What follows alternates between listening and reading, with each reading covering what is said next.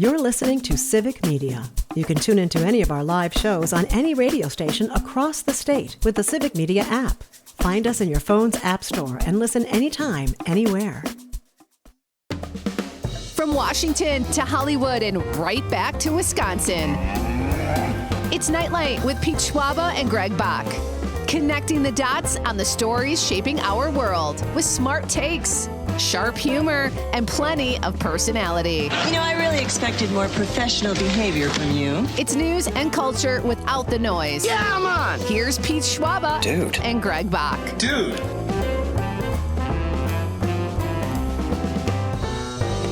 Welcome to Nightlight, ladies and gentlemen. Happy Tuesday. Great to have you with us tonight on this gorgeous night in our beautiful state of Wisconsin. I am Pete Schwaba, coming to you live and in person from Northeast Wisconsin, more specifically Christmas City, USA, also known as Marinette, Wisconsin. Joining me just down the coast from Radio Park in Racine is Mr. Greg Bach. Hey, buddy, how are you? Hello, everybody. Welcome to Tuesday. It's not Monday. Well, you sure sound happy. Well, you know, I mean, I'm feeling good. I'm hanging out with friends. It is a nice day out, even though I guess according to my weather app, is it sprinkling? No, it's just mostly cloudy out. But yeah, I'll take that over below zero. I'll take it too. It's a great day. It's good to be alive. It's good to be on the air. And Dom Lee is joining us from his favorite chair in Madison, Wisconsin. Hey, Dom, how are you? I'm doing pretty good. It is my favorite chair, by the way. It's nice and cushiony and warm and soft. It's everything I ever wanted. So it's not going to make you go tinkle, is it? All right, it's too late. You could just said, "Hey, it's a nice chair, dude." Like, you don't have to get all weird. I just love this chair, you know. That was a lot of description of a chair.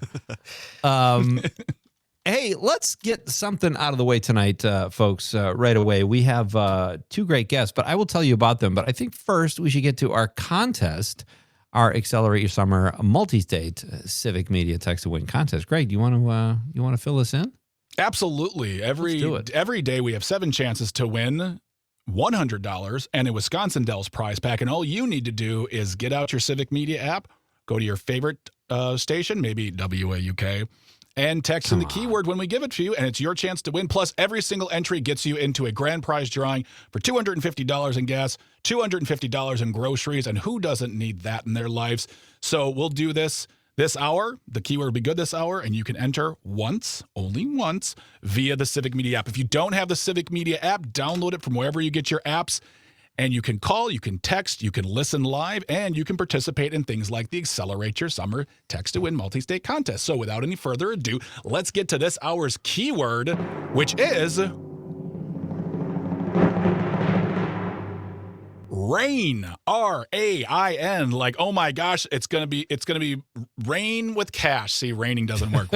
I'm gonna make it rain with cash when I win this prize. So the word is rain. R-A-I-N. Text that in right now via the Civic Media app. You have the rest of the hour to do that. If you missed anything, well, you're here right now, so you've missed nothing. But we'll repeat it throughout the hour just in case people do miss it. But again, the keyword is RAIN, R-A-I-N, for your chance to win $100 and a Wisconsin Dells prize pack. And finally, one last thing regarding the contest. If you get a kickback message from us saying, hey, follow us on social media, sign up for the newsletter, do that. You'll get one extra entry. You only get it once per entire contest, not every time, not every day. But again, text that in. Good luck, and here we go. At prices like that, you can't afford not to play the Accelerate Your Summer contest, right? Yeah. All right. Well, awesome. I can't play.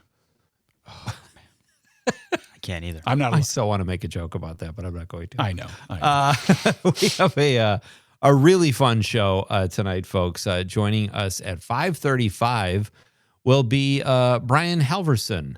Blaine Halverson. He is a data center activist. He's going to talk to us about an upcoming event called Uniting West Wisconsin, and we will talk to Blaine. A lot of people have concerns about data centers, rightfully so. The concerns are valid, and this event sounds like they're trying to educate people and bring people together. So we'll talk about that with Blaine at 5:35 after the news. And then in hour number 2, our pal Dan Davies comes by. He is a Northeast Wisconsin-based actor. And he's a celebrity. He's a big shot. Well, he's a big shot in Northeast Wisconsin, you guys, but he's also a big shot in Africa. Wow. He is in the African Filmmaking Hall of Fame. Well, or something like that. So I don't know. Honest to God, he mentioned it last time he was here. I don't remember specifically where this particular African Acting Hall of Fame is, but we'll ask Dan about that. And we're going to ask him, this is exciting too. There was a movie shot in 1975 called The Giant Spider Invasion. Yeah. Bill Rebane made the film. He came here from overseas, settled in Chicago, and then he settled in northern Wisconsin and shot this movie there. And Alan Hale was in it from Gilligan's Island, and Barbara Hale, no relation.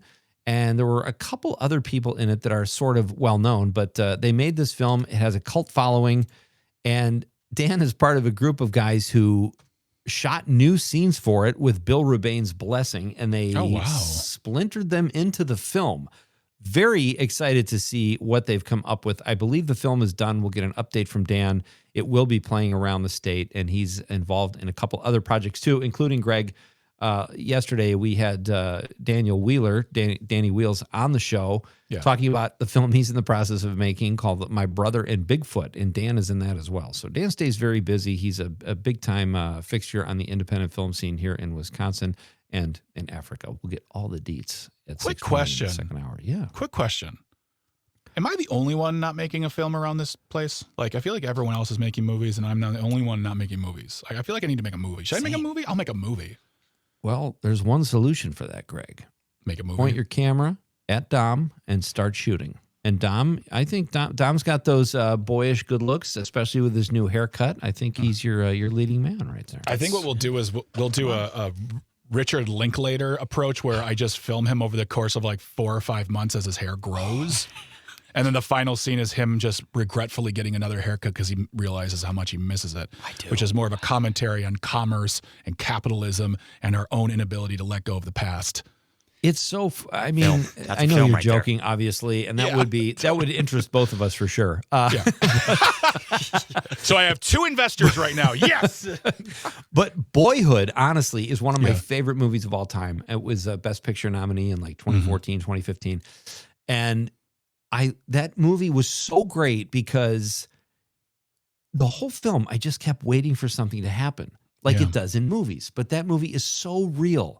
Yep. And it captured life perfectly and growing up perfectly. What it's like for this kid, man, that's a treasure. I love that film. And he's doing it again. I don't know if you guys know this. He's shooting a new film where it's going to take place over the course of 20 years with the same actors, much like he did in Boyhood, although that was only over, I think, 10 or 12 years. I think 15. I think I was 15. Was it 15? Okay. Yeah. Well, this I is just like the fact ambitious. that Richard Linklater came from Slacker, which I have a huge affinity for early 90s indie flicks. Like the grainy shot, like the low budgets and all that stuff. And yet he still has never, I mean, he's done some big budget movies, but he's really stuck to his own thing. And he's always doing what makes him happy. I'm like, I think the Netflix movie he did a while ago, like, yeah, whatever. But like, he still is making movies that I feel like for him gets him happy about doing the job. And I just have an immense amount of respect for him as a filmmaker. He's outstanding. And I'll tell you another thing that I like about Richard Linklater are the before midnight films. Before Midnight, Before Sunrise, After Midnight. I can't think of all the titles right now, but he makes such good, like, this is Ethan Hawke and Julie Delpy talking. Yeah. That's the movie, but he makes it interesting. He keeps them on the move. And then at the end of the show on the first one, which I think was Before Sunrise, maybe? I think so, yeah. Yeah, he shows a still shot of all the places they had been. They're just 2 people that meet on a train, and he convinces her to get off the train and spend the day with him because he has to catch another train. And in that interim, they do all this cool stuff.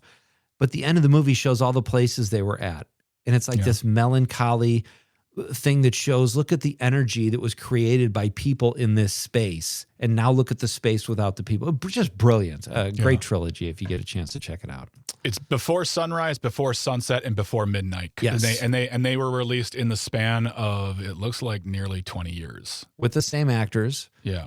And we learned about their backstories as the films went on, and they met in places they planned to meet 6 years later, all kinds of stuff. But really good kind of, I guess I would call them romantic comedies a little bit, but mostly romantic dramas, I guess. Just really good films. Okay, so we got that out of the way. And let's, I think without further ado, fellows, we should get to our question of the night. Let's do it. Let's talk about the question. Okay, question. Question. Question. Pregunta. Question. Question. Okay, I have a question. Questions? This question. Domanda. Question. Question. Questions. What is the ideal age to live to? That is our question of the night, folks. And it is based on this great article I read on Yahoo News. They have this new therapy. Trying to pull it up right here. Bear with me. It was on Business Insider, actually, where they have an age reversing drug. And they just injected the first ever into a human very recently. It goes in through the eye. What? And obviously, it goes in through the eye, so you might not even want to live that long. Just kill me. Yeah, no kidding. But it's the first ever reverse aging drug, and it really got me thinking. Like, what? How long do you want to live? No, forever. Then you're a vampire, and vampires just want to die. So, it got me thinking. What is the perfect age to live to? That is tonight's question of the night. 855-752-4842. 855-75-Civic. Let us know. You can also text us in on the app, or if you're watching the radio on the stream at YouTube, Facebook, or what we previously called Twitter and still call Twitter. Drop us a stream comment and let us know. We got some Weisenheimer answers already. I love it. That just sounds like absolute science fiction to me. Like that kind of thing, just you're asking for some sort of mutant thing. Right. Like and like the drug alone is one thing, and then when you say we inject it into your eye, that's where I tap out. Like, and we'll talk more about this in the second hour, but I just feel like I think Patton Oswalt said it once, science, it's all about shoulda and not coulda.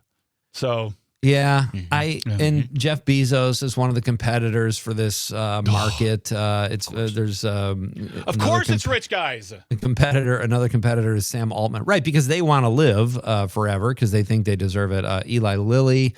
So it's interesting, but it makes me think, if they can do this, why can't they cure cancer? You know, it seems like that almost seems easier than making people live longer and more attainable.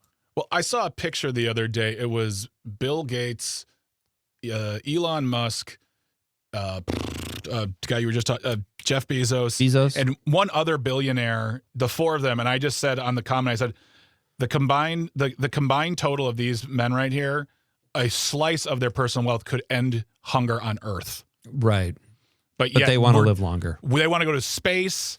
They want to make flying cars. And they want to make sure that you as a taxpayer can never afford a house, especially if your kids are out there like struggling. But they want to stay young. They want to stay alive forever. God knows let them have it. Let them have the earth. And what's so weird about that, Greg, is like, if you've studied science at all, and I wasn't great in science at school, it fascinates me now. When you look at what the earth had to go through to have life, and you're focused on going to Mars or wherever it is. Yeah. You're not respecting what's happened already and how we're even able to exist on this planet. So it's kind of an insult to me. I don't disagree. It's a personal insult to me, Greg. These billionaires. Gotta respect until they offer you the drug, and then they're like, "Oh, I'm bored. I'm aboard." Yeah, I'll take it. Hey, welcome to Nightlight, folks. As I mentioned, we have our question of the night. What is the age? I've already lost it here. What is the age, the perfect age to live to, in your opinion? Let us know. We'll refresh the keyword too when we come back after this very short break. We've got great guests tonight. Fun question. We're gonna have a few laughs. You are here at a perfect night, perfect Tuesday. It's Nightlight with Pete Schwaba and Greg Bach on the Civic Media Network. You're listening to Civic Media. Stay up to date on the latest news and information for your local community and Wisconsin by signing up for our free email newsletter. Visit civicmedia.us/email to get started. Welcome back. This is Nightlight with Pete Schwaba and Greg Bach. It's Tuesday in the state of Wisconsin, and we are joined by Dom Lee, who is in Madison producing the show. We are the Yatter Hay Triangle, and if you're watching the stream, you'll know exactly what that means. It's how we're composed, guys. It's our arrangement, and it's working. Our text to win contest is in full swing. Our Accelerate Your Summer multi-state text to win contest. This hour's keyword, which you have to send in on the Civic Media app and only on the app if you want to be eligible, is RAIN, RAIN, RAIN. So text that in and good luck. You could win big prizes. It's easy to play, and why would you not play? Honestly, guys. Doesn't make any sense. It's a text. It's a text. You're going to do that anyway.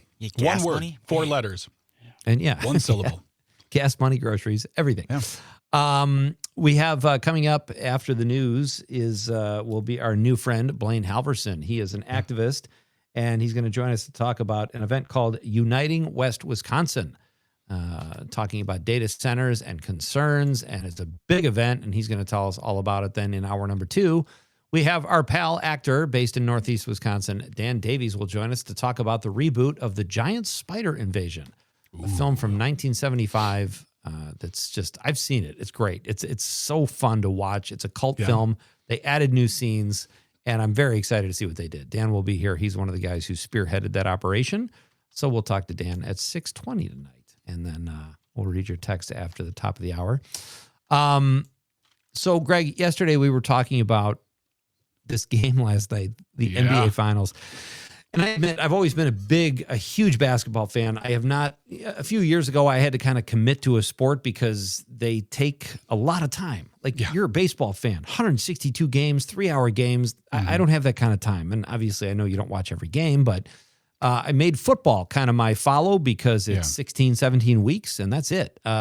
Same with the NBA, 82 games. I've kind of fallen out of, I still like it, and if my Bulls were in the finals, I'd be watching every game probably, sadly. Yeah.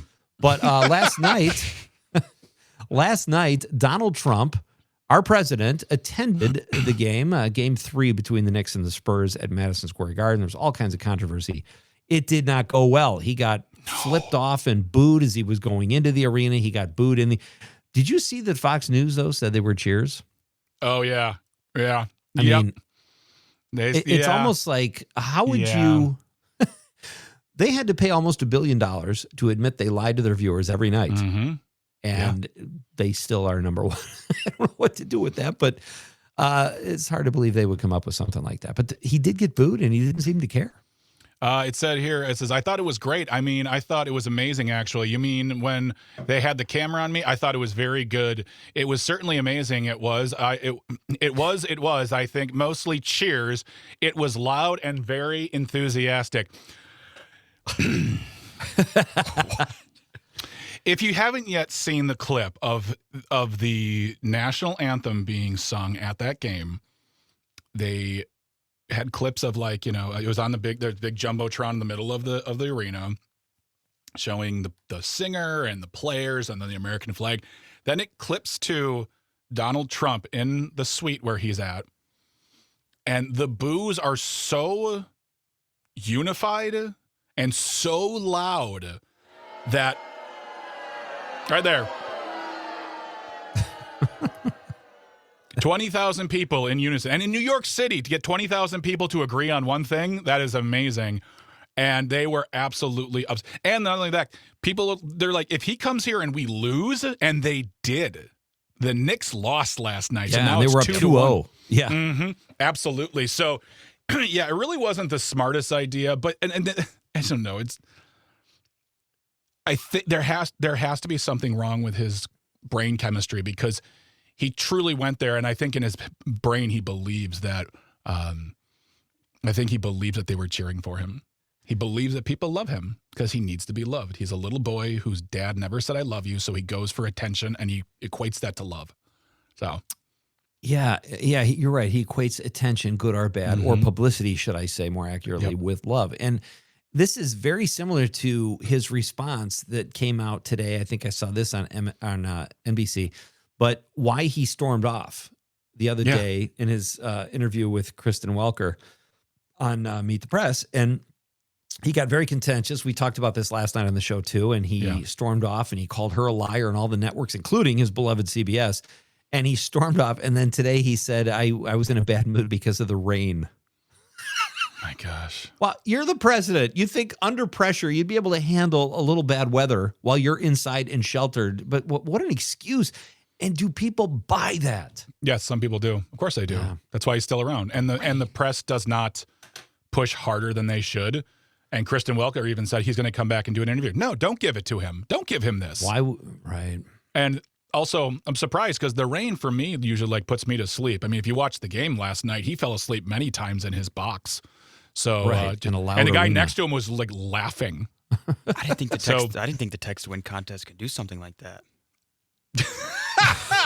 Oh, Josh! I had to. Boom! Yeah. Dom with a zinger. That is amazing, right there. I'm done Thank you. talking. There you go. Yeah, that's Believe wonderful. it or not, that word was picked before last night's or the events of this past weekend. But you're right.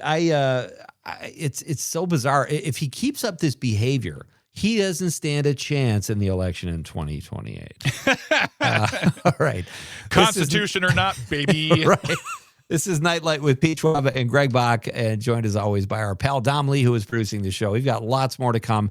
We're going to take a short break for news, and when we come back, Blaine Halverson will be here telling us about a really cool event that is helping us address the concerns we all have about data centers. And I say all because I think even people that are pro-data centers still have concerns. So we'll talk about that after the news. Lots to come. Don't go anywhere. This is Nightlight with Pete Schwaba and Greg Bach on the Civic Media Network.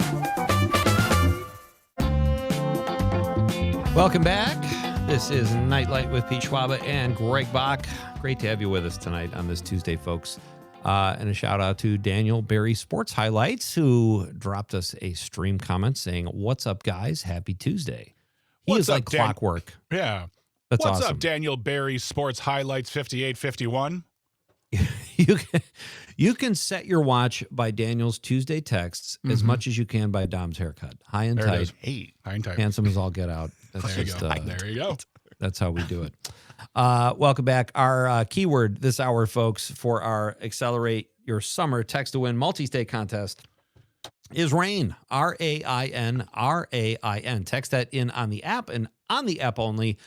And you make yourself eligible for our daily prize of $100 in cash and a little Wisconsin Dells prize package. And you're automatically eligible in doing that for the grand prizes of $250 in a gas card and $250 as a grocery card. And who doesn't need that? Maybe our next guest needs that. Maybe he doesn't. I don't know. We can ask him. We can come out guns a-blazing. Let's get right to it. Our first guest of the evening is Blaine Halverson. He joins us to talk about a very cool event that he is behind called Uniting West Wisconsin. And I will let him explain more. Blaine, how are you? Welcome to the show. I'm great. Well, thank you for having me. Appreciate it. Our pleasure.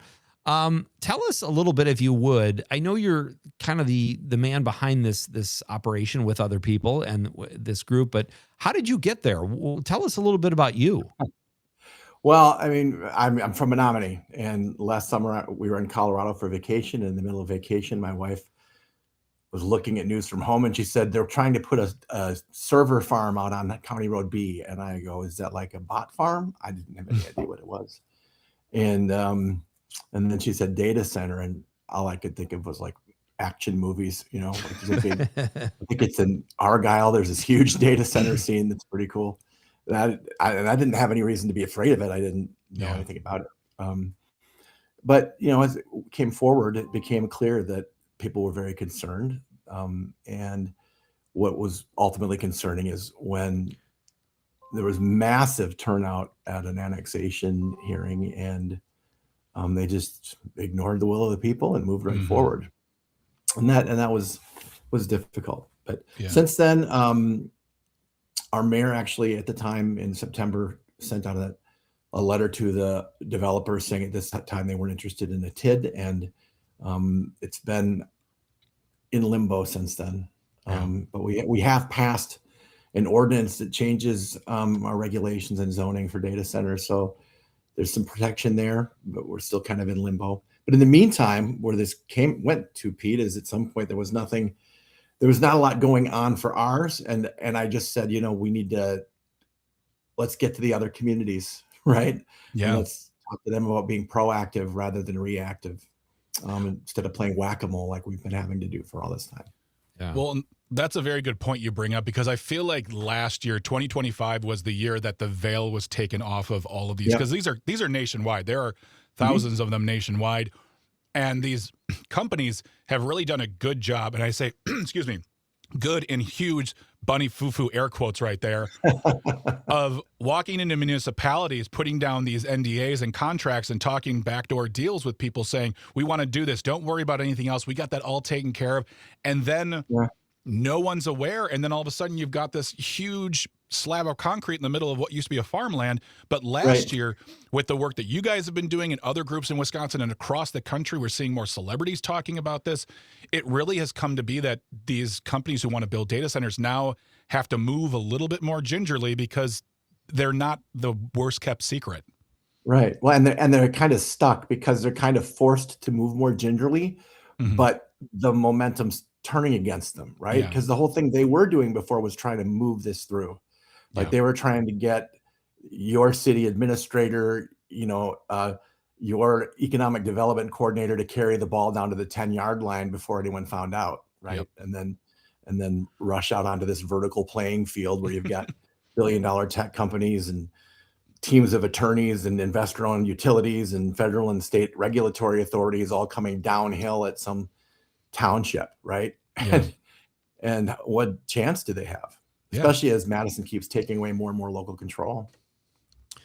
Our guest is Blaine Halverson. He is a data center activist. He joins us tonight to talk about a really powerful sounding event. I don't know if that's the right word, but it's going to be, sounds like this is going to be a force. So tell us, Blaine, what can people expect if they attend Uniting West Wisconsin? I'm getting that right?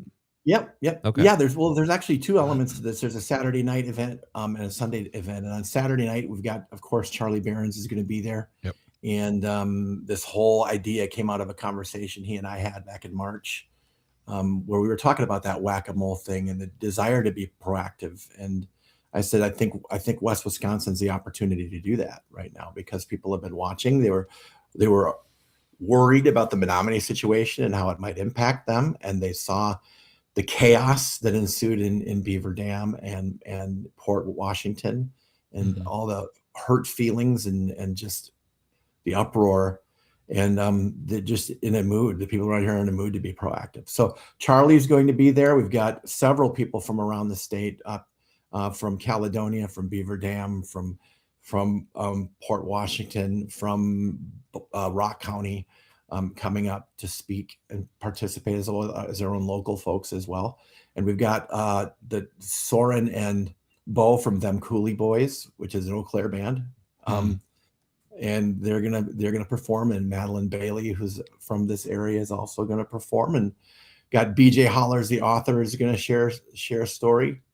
And it's gonna be, it's different than the others in the sense that the others were all the other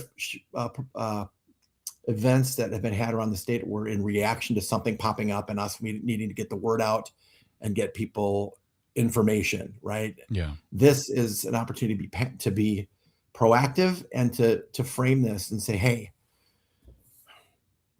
torches, villagers and torches, that isn't an energy that goes far. It's fuel that burns fast and bright. And we're strongest when we're focused on the things that we're united on and ignoring the things we're divided on to get something done. And this is, I think, since 2001, this is the single most uniting issue that I've seen that has brought people together. Nice. And if people want to lend their voice to they can't make the event, but they want to lend their voice to the movement, you did put a petition up on your website. We will have that website on our show notes. Tell us more about that. Well, that petition is for West Wisconsin, but it can be a model for others, we're hoping. Yeah. And what it is, basically, it's calling for transparency. It's calling for accountability. It's calling for protections and for local voice. And the specific things we're asking for is we're asking for, well, we're saying a 12-month moratorium minimum, but adopted town by town, village by village, city by city, because Madison's not helping. And then we're asking, literally calling on the West Central Wisconsin Regional Plan Commission to convene a series of public meetings and to host a shared conversation about this, and then to facilitate, develop a recommended minimum kind of common regional standard that communities can commit to adopt. So that's kind of the direction we're going with that petition. but it's something that others can do in other regions. And we call it a region, but the whole idea of this event is to help us understand that when it comes to hyperscale development, the impacts don't stay within your city limits or your county lines, right?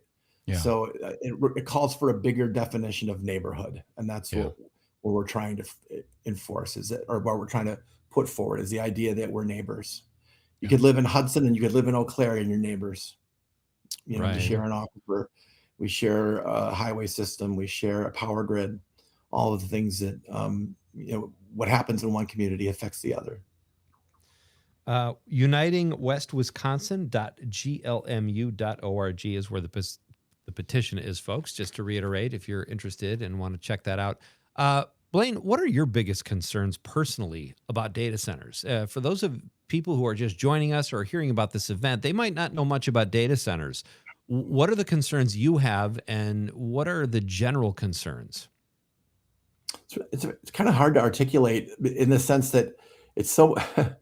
What really concerns me is that our state and federal government are circumventing the free market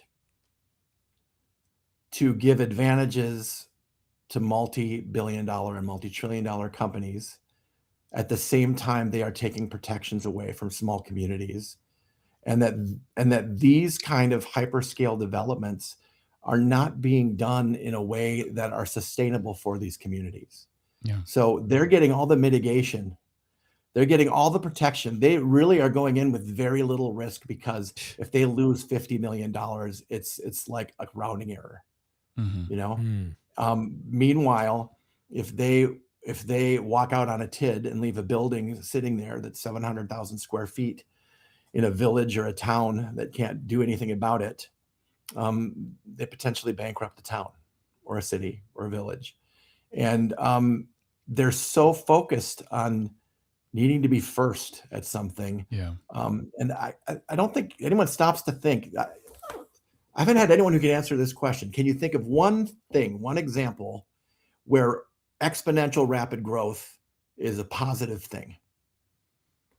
Well, I would say that, that when I think of exponential rapid growth, I don't think of data centers. When I think of exponential rapid growth, I think of investment in communities and schools and in businesses that will allow people to get good jobs. Whereas with data centers, one of the things I always think about as a concern is the residual effect that you've talked about and we've talked with other people about, that, again, like, let's say data center is built, it's going swimmingly. It doesn't guarantee thousands of jobs to anybody in the community, but also one day, as technology shrinks and gets more and more compact and they don't need 700,000 square feet anymore, they're like, well, we're going to go. And so 25, 30 years down the road, your kids or your grandkids are going to be looking at this huge building that no one can do anything with because no business wants to come and utilize it because they don't need it. So again, there are so, like, the rapid growth, I do not think of rapid growth when I think of data centers. I just think of $1 billion business just throwing down concrete and saying, we're here. I'm talking about the data centers. I'm talking about the AI industry, the level of investment they're putting into it and how fast they're trying to do it. And what I'm getting at is, and rapid growth, even in economic development, is dangerous. Like, because if you grow too fast, you can't keep up. You can't levy the taxes without it being a problem, especially in this situation. You're getting that net new construction and you have to raise the levy or you lose that opportunity. But in the meantime, the data center is not paying the taxes, they're paying into the TID, which means all that money is having to be shared by the people who are already paying taxes in the first place. Yeah. And that's not being said. We already also just, Prescott Balch just did some research and figured out that there actually is no net gain to almost any school district with the data center, because as you gain tax dollars, you lose equivalent dollars in state aid. So unless you're a very wealthy school district, there's no benefit to your school district. Very well said. All right, we'll have more with our guest, Blaine Halverson. He is a data center activist, and he's going to tell us more about this cool event that he is behind in Western Wisconsin, and lots more to come. This is Nightlight with Pete Schwaba and Greg Bach on the Civic Media Network. You're listening to Civic Media. Find the latest news, information, and archives of all your favorite shows on the Civic Media website, civicmedia.us.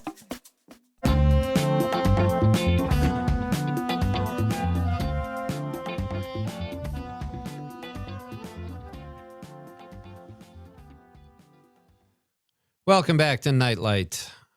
We are nearing the end of hour one here, so I would be remiss if I did not remind all of you the keyword to our Accelerate Your Summer Text to Win multi-state contest here at Civic Media. This hour's keyword, which you have to text in on the app to qualify for $100. I'd say $100. Are we giving away hockey pucks?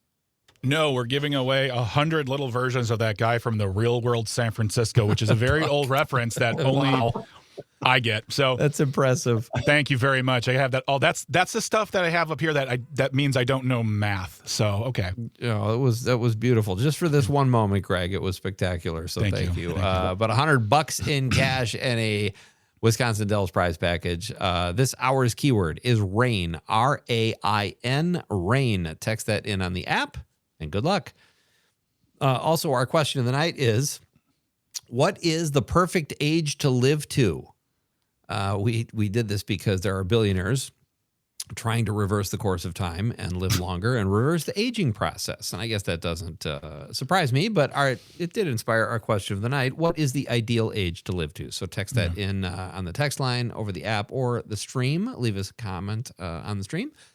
And we will read those texts after the news in hour number 2. Right now, we have a few more minutes with our pal, Blaine Halverson. He is a data center activist and organizing the event Uniting West Wisconsin.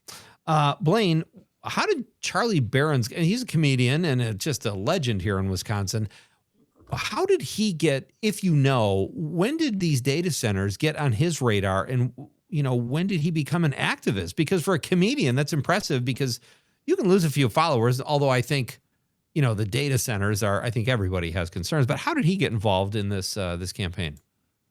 Well, I remember the first time we noticed it is he posted about the Port Washington thing, when the Common Council just ignored all the people who filed in there, right? Just kind of the thing that happened in Menominee, right? And that was what got him riled up. And he went on and made a video about it, expressing some frustration. And then all of a sudden he was on the news, and then Ted Nietzsche was on the news, and then pretty soon they were having a meeting and all this kind of fun stuff. And and he just really, it's about the same kind of things with him. It's about transparency. It's about accountability. It's about local decisions. It's about not circumventing the will of the people, right? Yeah. And it's a sincerely held belief by him. It's very, very earnest. Well, and good for him. And it has to be, because like I said, you're a comedian. For him to go out on a limb like this, it's admirable. Yeah. Now, with the support of people like Charlie Barron's, and I just saw a video recently of Brad Paisley speaking against a data center in Nashville. And that makes me ask the question here, in 2024, we weren't really talking about this a whole lot. And in 2025, as I said, it kind of became the watershed year for people to find out what's going on. What is the evolution on the conversations you're having or hearing from people who may have 6 months, a year ago said, well, I don't know, who cares? It's a data center, it's whatever, to the evolving concerns of folks that are in your part of Wisconsin or just in general at all? What are people saying? I mean, I think it's around what can we do, right? It really is. What can we do? And they're recognizing that if you're waiting to negotiate terms in a development agreement, you've lost. Because you're going against the best lawyers in the world and against all the money. You have an opportunity. The law allows you as a municipality or a county or a town to create rules in advance, right? So we get that opportunity. And the laws really still aren't good enough. I mean, what I mean by that is, they need less restriction on these small communities when it comes to being able to say no. They shouldn't have to. We just had a situation here where a lawyer came into one of the small communities and steamrolled them in an appeals hearing over a data center, a small little data center that they turned down, and steamrolled them, and they felt like they had to capitulate because they were so worried about being sued. And that just shouldn't be the case. If you're a small community with a small budget and a small tax base, you shouldn't be having multi-billion-dollar buildings being built in your community. It's bullying. It's just high-priced bullying. It sounds like it. Absolutely. Yeah. Blaine, we have about a minute left. In regard to the event, what are you? Is it half entertainment, half message, and half educating? What are you hoping people walk away with after they attend? I want them to feel the connection they have about being from this place. Yeah. I want them to feel the connection to the place and this shared responsibility for it. And I want them to recognize that when they start to think of each other as neighbors, then all of a sudden different conversations can happen than the ones that are happening. And all of a sudden it goes beyond that. It goes beyond it goes beyond to the point where you find kind of that neighborhood voice, that corporate voice, right? That speaks together and that all of a sudden unlocks things that weren't unlocked before. We have leverage. We just need each other to do it. That's great stuff. unitingwestwisconsin.glmu.org. The event takes place Saturday, June 13th at 6 p.m. Doors open at 5. They're going to have Charlie Barons, Madeline Bailey. Who's the guy who was at the Cooley Boys again, you said? What was that guy's name again? Soren Staff and Bojangles. Yes. Yeah. It sounds like a really fun event. It's we have a Sunday event too. That's on that page that they can see. That's fantastic. A smaller, kind of a more dig deep event. Outstanding. Blaine, thanks so much for your time. Hope the event is a smash and is exactly what you hope it to be. And please, thank you for saving us from data centers, or at least trying. I'm trying at least. Yeah. We appreciate your time tonight, buddy, and have a great night. This is Nightlight with Pete Schwaba and Greg Bach. You have about 30 seconds to get in that keyword. RAIN. RAIN is the keyword. We will come back and read your responses to our question of the night, and then welcome Dan Davies at 6:20, Northeast Wisconsin-based actor who's joining us to talk about the new iteration of the giant spider invasion. Maybe Blaine should get an event around that as well. This is Nightlight with Pete Schwaba and Greg Bach. We're coming right back. The national news cycle never stops, but it can be hard to find news about your local community. Civic Media is dedicated to providing quality local and state news coverage across Wisconsin. With the Civic Media app, you can get notifications about local stories that matter to you and your community. Find the free Civic Media app in your phone's app store and choose notifications from the menu to tell us what kind of news you want to hear about.